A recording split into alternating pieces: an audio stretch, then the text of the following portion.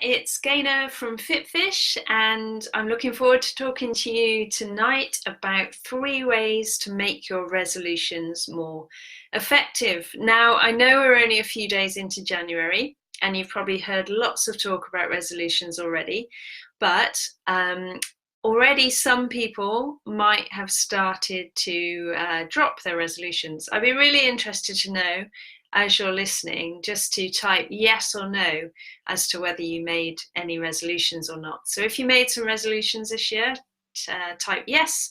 If you didn't, then type no. So we're only a few days in, but the fact is that at least 1 in 10 people 2 weeks into January will have stopped their resolutions or given up.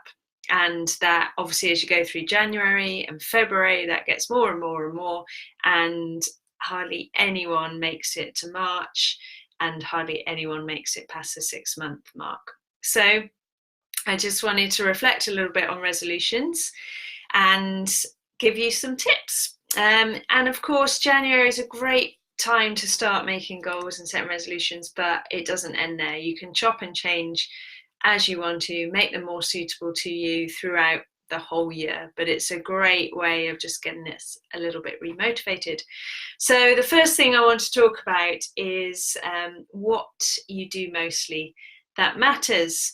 There's no point setting yourself some goals and resolutions if they're a big jump from what you normally do, if they're unrealistic, and that if they're going to make you more likely to think that you failed and that you've fallen off the wagon and you're just going to throw it all in. And that's the main reason why people give up on their resolutions, is because they don't allow themselves any leeway or any slack whatsoever. So bigger picture, could you just say, actually, I'm going to do this most of the time. I'm not going to do it all of the time because that's not realistic, but I'll be really pleased if this year I do it more than I did it last year. And if this week I do it more than I usually do, or this month I'll do it more than I did last month. So make it about what you mostly do. Don't make it that every day you have to do this or every week you have to do this. Just say that actually I want to increase the number of times that I do this certain thing. So most people are saying no for making resolutions. Some people are saying yes. So that's really interesting. So point 2 is making sure that your resolutions aren't based on goals, but they're based on habits instead. So for an example, it wouldn't be, I'm going to be 9 stone this year. I'm going to be running a marathon this year. Instead, it could be, I would like to be fit enough to run a marathon, or I would like to be healthy enough to feel that I wasn't carrying excess weight, something like that.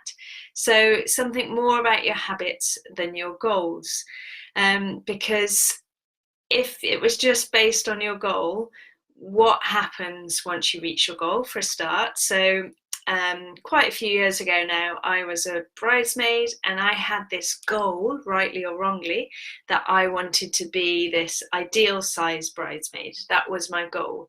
And it was pre-FitFish. It was while I was still in my journey of learning to eat well and have freedom in this area. And that was my goal, and that was my focus, was to fit into this size 10 bridesmaid dress. And I did it. Great. Happiness lasted for that day, 3/4 of the day probably, until we got to the evening reception, and I just started eating, basically, and everything went out the window. I hadn't learned anything on the journey, and I reached my goal. Then what? So it's important that the goal isn't your aim, because what happens as you're in the run up to the goal? Are you not happy because you haven't reached your goal yet? When you hit your goal, are you just going to let everything go again? Your goal needs to be your habits, changing your habits and your patterns so that you can feel fulfilled as you're going along, because you know that you're working on changing your habits and behaviors. And of course, they can be tied in together, and goals can be really helpful to spur us on with our ongoing changed habits, but really they should be based around doing things slightly differently to how you were doing before, and that's where the biggest changes are going to happen. And then the next point is write down your when, your where, and your what. And that's why New Year's resolutions can be quite helpful, because a lot of people will perhaps get a journal out or a piece of paper and write down what they're going to do. But sometimes what is missed out is the when and the how and the what. So if you sit down tonight and you decide tomorrow you're going to exercise, you're going to do your food shopping and planning, you're going to read your Bible, then what would make it more likely to happen? It would be more likely to happen if you actually scheduled it into your day and decided when you were going to do it, rather than saying, well, I'm going to do those few things, not sure when, but I'm going to fit them in somehow. And if you're anything like me, if you don't plan it, schedule it in, and have an idea of when it's going to happen, it all gets pushed right to the end. And at 8 o'clock at night, you're in your gym kit, you haven't done any shopping plan, you haven't read your Bible. So we know the benefits of scheduling and planning, but if you are very intentional and intended about your action, write it down, it signifies your intent and it makes it much, much more likely to happen. So that could be in your own journal, in your diary, or it could be on something like our Motivation Fish page. Often you'll hear me asking people, so when are you going to do it? Or how are you going to do that? Or what kind of exercise are you going to do? And when are you going to do it?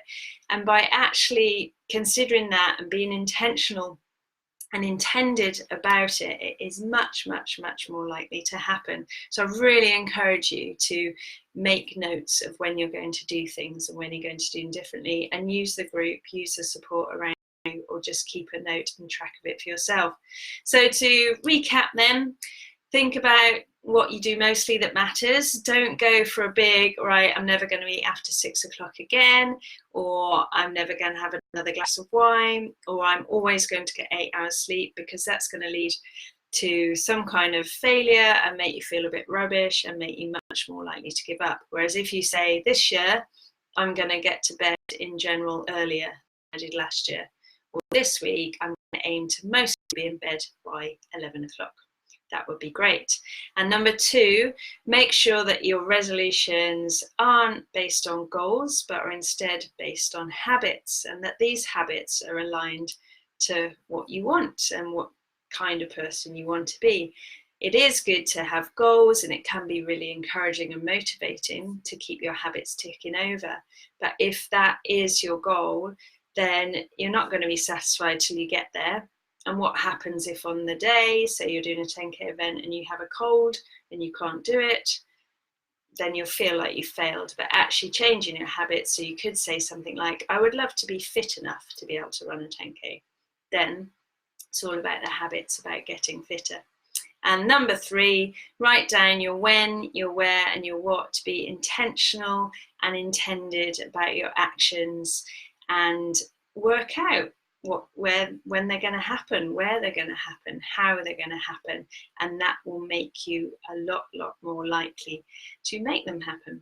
Okay, so hopefully that helps, but it's still January, you've still got time to fiddle around with your habit changes and your resolutions, and of course you've got the whole year to do that as well. All that matters is that we make gradual changes and we're gradually becoming healthier, happier, and more balanced. I hope that was helpful. Do write anything that stood out for you, any of those tips that you're going to carry on. Do like the post, and take care, and I'll speak to you all soon. Oh, just to mention, I have 4 spaces left on the Healthy, Whole and Free course, which starts next week. So it'd be wonderful to have you join us. If you'd like to have some teaching, some coaching from me, some daily Bible verses, you can find out more about this course along with testimonials from the people who did it last time by following the comment that I will put in the comments box now. Okay, take care, speak to you all soon. Bye.